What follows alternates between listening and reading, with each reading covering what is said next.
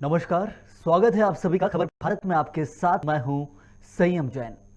शुरुआत करेंगे इस वक्त की बड़ी खबर के साथ जो राजगढ़ से आ रही है। राजगढ़ जिले के अंदर पुलिसकर्मी पिता और पुत्र किडनैपर साबित हुआ है। पुलिसकर्मी पिता है और उसके पुत्र ने एक किशोर को अगवा कर लिया है और साथ ही 20 लाख रुपए की फिरौती मांगी गई है।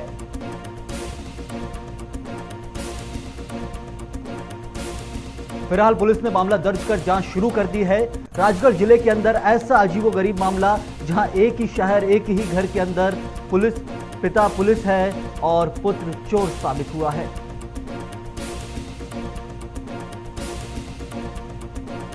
₹20 लाख की फिरौती किडनैपर्स ने मांगी है। पुलिस ने मामला दर्ज कर जांच शुरू कर दी है।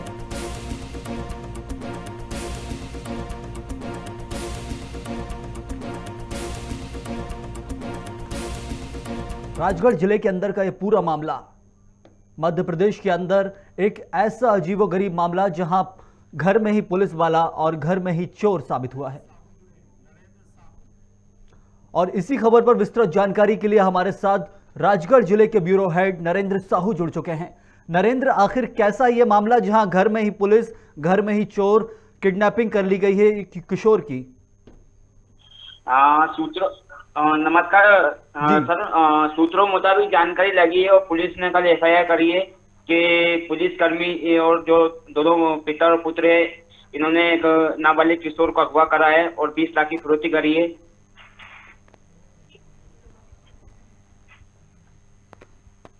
जी जी, तो इसी के साथ क्या अब पुलिस मामले की जांच में जुट गई है? क्या इसमें निष्पक्षता का लेकर कोई सवाल या जवाब तो नहीं खड़े होंगे कि पुलिस में ही पिता है तो इसमें कोई निष्पक्षता या फिर इसमें कोई पक्षपात किसी तरह का सामने आए? पुलिस इस मामले में जुड़ गई है, छानबीन जारी है। इसके बाद ही चलते हैं, तो अब इसमें देखते हैं कि इसमें पुलिस क्या कार्रवाई करती है, क्योंकि मामला दोनों का ही है। जो पुलिस में जिनने अगवा करा वही पुलिस में पदस्थ है, मिलिसा बिल्कुल थाने में। हाँ। और ब्यावरा देहात थाने में पुलिस ने इनके खिलाफ एफआईआर करी है। अब देखते हैं मामला पुलिस इसमें क्या छानबीन करती है। किडनैपिंग से जुड़ा हुआ ये पूरा मामला है, तो अभी तक क्या कुछ पता चल पाया है अगवा किए हुए किशोर के बारे में? नहीं सर, अभी तो नहीं चल पाया है। इसकी ज्यादा जानकारी ब्यावरा देहात थाना जो आदित्य सोनी चाहिए उनसे ही जानकारी लगेगी इस विषय में। और जो पुत्र है, क्या वो उसी के साथ कुछ और भी लोग हैं? पुलिसकर्मी के पिता का जो पुत्र है, किडनैपर है, उसके साथ कुछ और भी लोग हैं, अकेले या एक दो जनों का एक काम है पूरा का पूरा? नहीं सर, पुलिस के मुताबिक तो दोनों बाप बेटों का ही बताया उन्होंने। अच्छा, अब क्या कयास लगाए जा रहे हैं? क्या कब तक इस मामले को हल कर लिया जाएगा? क्योंकि किडनैपर्स ने अगवा किया है, कब तक वापस आ सकते हैं? सूत्रों के मुताबिक जानकारी लगी है कि पुलिस इस छानबीन लग गई है और पुलिस का कहना है कि जल्द से हम इस को जो नाबालिग को अगवा करा उसके हम जल्द से ढूंढ निकालेंगे। और पुलिसकर्मी के ऊपर या फिर पुत्र के ऊपर अभी तक क्या मामला दर्ज कर लिया गया पुलिस की तरफ से? सर, वो जो अपहरण का मामला दर्ज करा गया है और अब इसके मामले में ज्यादा जानकारी आप ब्यावरा में चाहता हूँ कि उनको ही फोनो करें, आप उनको ही फोन पे लें। ब्यावरा देहात थाना आदित्य सोनी है टेई, और इस विषय में एसपी साहब है प्रदीप शर्मा।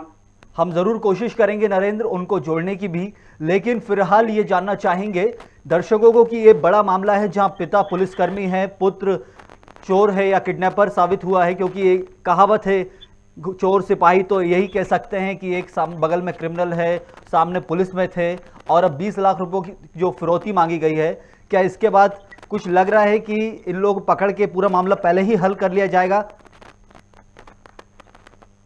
नरेंद्र, लग तो ऐसा रहा है कि पुलिस मामले की छानबीन में लग गई है। पुलिस का कहना है कि हम जल्द से जल्द ढूंढ निकालेंगे और जो भी उचित कार्रवाई होगी वो हम करेंगे। और इसी वक्त लगातार हम अधिकारियों को जोड़ने का प्रयास कर रहे हैं और हमारे साथ एसपी प्रदीप जुड़ चुके हैं राजगढ़ जिले से।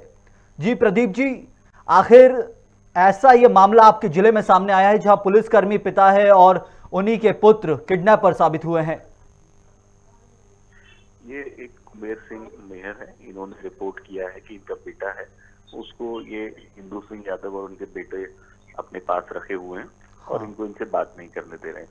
इसके संबंध में धारा 364 में मामला दर्ज किया गया है और जो पुलिसकर्मी है वो विदिशा में पदस्थ है, तो अभी उसमें बच्चे को शीघ्र ही दस्तयाब करके जो विधि सम्मत कार्रवाई है वो की जाए।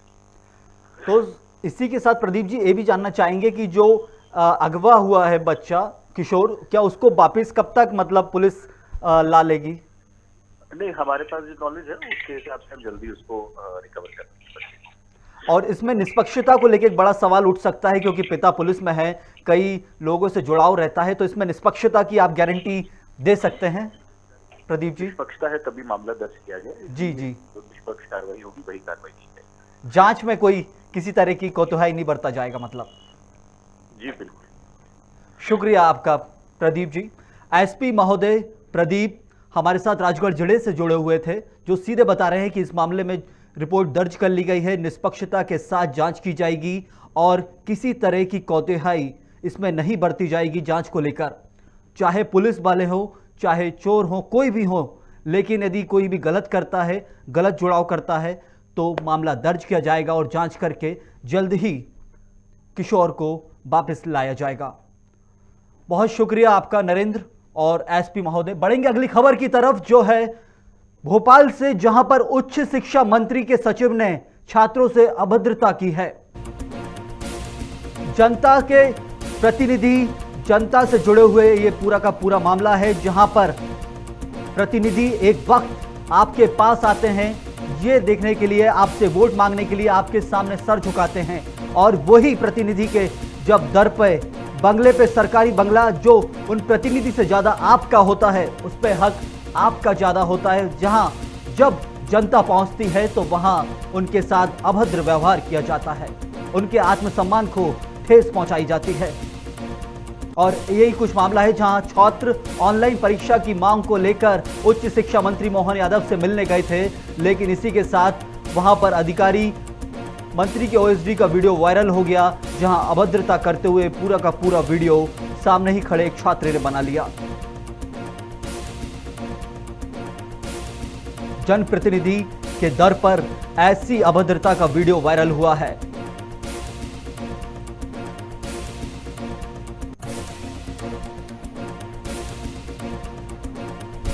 और इसी खबर पर विस्तृत जानकारी के लिए हमारे साथ खबर भारत के एडिटर इन चीफ हृदय थारवड़ जी जुड़ चुके हैं।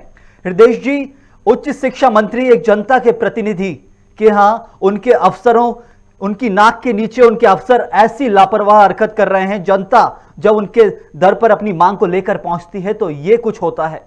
हृदय जी जी, वाकई संयम, ये वाकई गंभीर विषय है। जिस तरीके से छात्र नेता कल ऑफलाइन परीक्षा की मांग को लेकर मंत्री के घर मिलने गए थे, तो वहां के निजी सहायक हैं, इस तरीके से वहां काम कर रहे थे विजय बुलवानी जी, वो पहले भी विवादों में रह चुके हैं। लगता है कि जिस तरीके से छात्रों के साथ उनका बर्ताव था कतई ठीक नहीं था। इसी बात को लेकर छात्र संघ के जो छात्र हैं उनमें भी नाराजगी है और लगातार इस बात की मांग कर रहा है कि इन पर कार्रवाई होनी चाहिए, क्योंकि ये कोरोना काल के वजह से जो पूरे संकट का माहौल पूरे प्रदेश में आया हुआ है, तो छात्रों का जीवन संकट में ना पड़े, यही वजह है कि एनएसयूआई के पूरे जो पदाधिकारी थे वहाँ मंत्री के बंगले मिलने पहुंचे थे वहां। लेकिन जिस तरह के तीखे लहजे में बातचीत हुई और मंत्री के पीएस ने खुद ये कहा कि हम थप्पड़ मार देंगे, तो ये वाकई गंभीर प्रकरण है। इसमें इस तरह के मामले में सरकार को संज्ञान लेना चाहिए। वाकई इस तरीके से चीजें नहीं हो। यदि हर लोकतंत्र का एक उसूल है कि हर व्यक्ति को अपनी बात रखने का अधिकार है, यदि ये बात रखने के जाएगा उसको इस तरीके से यदि आप धमकी देकर वहां से भगाएंगे तो कहीं बातचीत करने में बहुत दिक्कत होती है। यही सब वजह थी कि जिस तरह का मामला सामने आया कि जो छात्र वहां पहुंचे थे उन छात्रों से अभद्रता का मामला प्रकरण सामने आया, जो तुल पकड़ता जा रहा है। जी सही हम जी हृदय जी, ये जो ओएसडी होते हैं इनका काम होता माध्यम बनना जनता और इनकी वो जिनकी नौकरी करते हैं मंत्री जी की, लेकिन उसी बीच ऐसी मध्यस्थता दिखाना जहां पर ना सिर्फ ओएसडी तो ठीक है, मंत्री को लेकर जनता के मन में मलाल उठ जाता है कि हमारे मंत्री ऐसे हैं कि हमसे देखते बिना ही दूर हट जाते हैं। हम बाहर खड़े हुए हैं छात्र जैसा बताया गया है, और वो सामने से अपनी गाड़ी लेकर अंदर पहुंच गए, लेकिन उन्होंने छात्रों से वार्तालाप नहीं की। और अक्सर देखा जाता है हृदय जी की जब भी बंगले पर, मंत्रियों के बंगले की बात करें तो वहां पर जनता से ज्यादा पार्टी वर्कर्स को पहले प्रेफरेंस दी जाती है। नहीं, बिल्कुल, चाहे मंत्री हो चाहे उनके अधिकारी हो, तमाम लोग जो है जनप्रतिनिधि होते हैं, इनके जनता की समस्या सुनने के लिए ही इनको अधिकृत हैं और बातचीत कर सकते हैं। जब मंत्री हो या मंत्री के उनके स्टाफ के अधिकारी हो, यदि वो सुनेंगे नहीं, कार्रवाई नहीं करेंगे, बातचीत को आगे नहीं बढ़ाएंगे, तो ये समस्याएं आम हैं। क्योंकि ये छात्र गए हुए थे कि बात रखने के लिए भाई एक सलीका होता है कि मंत्री के स्टाफ के लोग सुनते, बातचीत करते, बातचीत का जो भी हल निकालते और आश्वासन देके भी वहाँ चलता कर सकते थे, लेकिन नहीं, वे वहाँ छात्रों के साथ जिस तरीके से अभद्रता कर रहे थे, झापड़ मारने की बात कह रहे थे, तो वाकई कहीं न कहीं छात्रों के लिए जो है ठीक नहीं है। कुछ छात्र अपनी मांग करने के लिए वहाँ गए थे, छात्र हित में आपने वहाँ पर पहुंचे थे, लेकिन उनके ऊपर लगातार इस तरीके से दबाव बनाया जाएगा, उनसे अभद्रता की जाएगी, तो कहीं न कहीं वाकई ये ठीक नहीं है। और इसी बात को लेकर आज पूरे प्रदेश भर में जो NSUI के कार्यकर्ता हैं लगातार आक्रोशित हैं और आगे हम रणनीति पे काम भी कर रहे हैं कि सप्ताह आने समय में बड़े स्तर पर प्रदर्शन भी करेंगे। क्या सबसे बड़ा सवाल एक ही उठेगा हृदय जी कि इस पर खुद उच्च शिक्षा मंत्री ने दुख जाहिर किया है कि नहीं? अभी तक मंत्री ने कोई भी स्पष्टीकरण सामने नहीं आया, लेकिन मंत्री को ये मामला संज्ञान में आया था, मंत्री तत्काल इसमें संज्ञान लेते हुए एक स्पष्टीकरण देना चाहिए था। और मामले में जिसकी भी गलती थी, यदि गलती छात्रों की भी हुई होगी तो उन पर कार्रवाई करवाते, लेकिन ऐसा कुछ भी अभी तक सरकार की तरफ से और न ही मंत्री की तरफ से स्पष्टीकरण कुछ भी नहीं आया है। जी हृदय जी, आप बने रहिएगा, हमारे साथ लगातार लोग जुड़ रहे हैं और अभी फिलहाल वो छात्र जुड़ चुके हैं जिन्होंने वीडियो वायरल किया था, सूर्यकांत चतुर्वेदी। सूर्यकांत, आपके सामने ये पूरा मामला हुआ है, कृपया विस्तार से बताइए कि आखिर क्या कुछ चल रहा था। मंत्री जी से आप मिलने गए थे, कितना टाइम लगा, OSD ने क्या कुछ कहा? सूर्यकांत सर नमस्कार। सबसे पहले तो मैं आपके अभिवादन करना चाहता हूं कि आप सभी लोग हम छात्रों की आवाज को ऊपर तक पहुंचाने का कार्य कर रहे हैं। जरूर। और जैसा कि आपने मुझसे पूछा है क्या वाकया हुआ था वहां पर, बिल्कुल बताइए। ऑनलाइन प्रणाली के माध्यम से परीक्षाएं करवाने के संदर्भ में ज्ञापन लेकर शांतिपूर्ण तरीके से हमारे शिक्षा मंत्री श्री मोहन यादव जी से मिलने गए थे जी। और 50 छात्र करीबन हम लोग कोविड गाइडलाइन का ध्यान रखते हुए शिक्षा मंत्री जी से मिलने गए थे। हमारे 40 छात्रों को बाहर रोक दिया गया, 10 छात्रों को अंदर जाने के लिए उन्होंने अनुमति दी। उन्होंने कहा ठीक है हम चले जाते हैं। उसके बाद वहां उनके कार्यालय में कौन पदस्थ अधिकारी थे वो तो मुझे जानकारी नहीं है। उन्होंने हमसे बोला कि माननीय शिक्षा मंत्री जी प्रदेश कार्यालय में बैठक में बैठे हुए हैं, अभी समय लगेगा, आप शाम को आइए। तो हमने कहा कि साहब 22 तारीख से हमारी परीक्षाएं हैं, हम अपने कॉलेज टाइम में से समय निकालकर आपसे मिलने के लिए आए हैं केवल शिक्षा मंत्री जी से। यदि आप मिलवा नहीं सकते हैं तो आप हमारी फोन पे बात करवा दीजिएगा, लेकिन हमें एक संतोषजनक उत्तर मिल जाए, ऐसा कुछ आप कार्य करिए। बिल्कुल। तो उन्होंने कहा ठीक है आप बैठिए। 1 घंटे लगभग हम लोगों को बिठा कर रखा गया। जब 1 घंटे बाद हमारी कोई सुनवाई नहीं हुई, तब मैं और मेरे साथी छात्र नेता जीतू कुशवाहा और नयन सक्सेना हम लोग आदरणीय के ऑफिस में गए कार्यालय में, और हमने कहा हमें मिलवाया क्यों नहीं जा रहा है, अभी तक शिक्षा मंत्री जी कहाँ हैं? तो उन्होंने कहा कि निज सचिव विजय बुधवानी जी हैं, आप उनसे बात कर लीजिए, वो आपका ज्ञापन स्वीकार कर लेंगे। हम निज सचिव विजय बुधवानी जी के पास गए। हमने वहां पर बोला कि साहब हमें शिक्षा मंत्री जी से मिलना है, हमारा ये संदर्भित प्रस्ताव है और हम इस पर कार्यवाही चाहते हैं कि हमारी ऑनलाइन प्रणाली के माध्यम से परीक्षाएं करवाई जाए। तो विजय बुधवानी जी ने कहा कि मंत्री जी अभी निवास में है और समय लगेगा मिलने में। तो हमने कहा हमें झूठ क्यों बोला जा रहा है? कोई कह रहा है कि प्रदेश कार्यालय में बैठक में बैठे हुए हैं, आप कह रहे हैं कि मंत्री जी निवास में है, तो हमें गुमराह क्यों किया जा रहा है? हमारी मुलाकात क्यों नहीं करवाई जा रही? कोई हम प्रदर्शन तो कर ही नहीं रहे हैं। और मुझे ऐसा लगता है कि हमारा विवाद, हमारी कोई भी क्राइटेरिया हमारा ये नहीं है कि हमारा शिक्षा मंत्री जी से कोई विवाद है, मोहन यादव जी से हमारा कोई विवाद नहीं, लेकिन उनके स्टाफ के विजय बुधवानी जी निज सचिव जी जो हैं, उनके द्वारा जो आपत्तिजनक व्यवहार हमारे साथ किया गया है वो काफी हमारे लिए कष्टदायी है। और उन्होंने, जैसा कि आप वीडियो में देख रहे होंगे, उन्होंने झापड़ मारने की जरूर धमकी दी और काफी अप्रिय व्यवहार हमारे साथ किया उन्होंने। आपकी सीधी सी मांग थी ऑनलाइन परीक्षा को लेकर, बुरा लगा। हमने फिर उनसे कहा कि साहब आप बात तमीज से करिए, ये बात करने का कोई तरीका नहीं हुआ। हम इस देश में आजादी के साथ रह रहे हैं और हमारे हाथ में, हम युवा हैं, हम छात्र हैं, हमारे हाथ में भविष्य की भागदौड़ है, आप इस तरीके से हमसे बात करेंगे? तो उन्होंने हमें बाहर निकाल दिया ऑफिस से। जरूर सूर्यकांत, यही होता है जब आप अपनी बात सच्चाई से रखते हैं। अक्सर ये देखा जाता है कि जब भी मंत्री महोदय से मिलने जाओ तो बीच में एक बड़ा, आपको यदि कहूं सीधी बात तो ये वही मंत्री हैं जो एक टाइम विधायक होते हैं और एक टाइम आपके दर दर पर जाके आपसे वोट मांगने जाते हैं, और आज आप उनके पास मिलने जाते हैं तो आपको ये कुछ देखना पड़ रहा है। वहां पर सीधे अधिकारी हैं, उनका काम है जब तक मंत्री नहीं आ रहे हैं तब तक आपको रोकें, आपको सम्मान के साथ चाय पानी पिलाएं। वो बंगला मंत्री जी से ज्यादा आपका हक है, उस पर जनता का हक है, लेकिन ऐसा हो नहीं पाता है। बैठने के लिए आपको बैठाला गया, और क्या कुछ आपकी मांग रखी थी? पूरी मांग विस्तार से बता दीजिए, क्योंकि प्रदेश के सब लोगों ने वीडियो देखा है। सर हमारी मांगे सिर्फ इतनी थी कि ऑनलाइन प्रणाली के माध्यम से परीक्षाएं करवाई जाए। क्योंकि आप सामने देख रहे होंगे, मेरी आवाज आप जी जी मुझे सुन पा रहे हैं? जी सूर्यकांत बोलिए। हाँ, आप मुझे सुन पा रहे हैं सर? जरूर जरूर बोलिए सूर्यकांत, आवाज आ रही है तो आपकी। हमारी मांग सिर्फ इतनी थी कि ऑनलाइन प्रणाली के माध्यम से ही परीक्षाएं करवाई जाएं। और हाँ। चूंकि आप जैसा कि देखेंगे, राजधानी भोपाल के कई शासकीय कॉलेज हैं और अन्य निजी महाविद्यालय भी है, जिनमें निरंतर कॉलेजों में कोरोना संक्रमित रेट बढ़ता जा रहा है और कोरोना से संक्रमित होने वाले छात्रों की संख्या बढ़ती जा रही है। ऐसे में परीक्षाएं ऑफलाइन माध्यम से करवाना कहीं से कहीं तक उचित निर्णय नहीं था। तो हम केवल एक आग्रह स्वरूप लेकर माननीय शिक्षा मंत्री जी के पास गए थे और हमारे साथ इस तरीके का जो आपत्तिजनक व्यवहार किया है वो आपके सामने स्पष्ट है।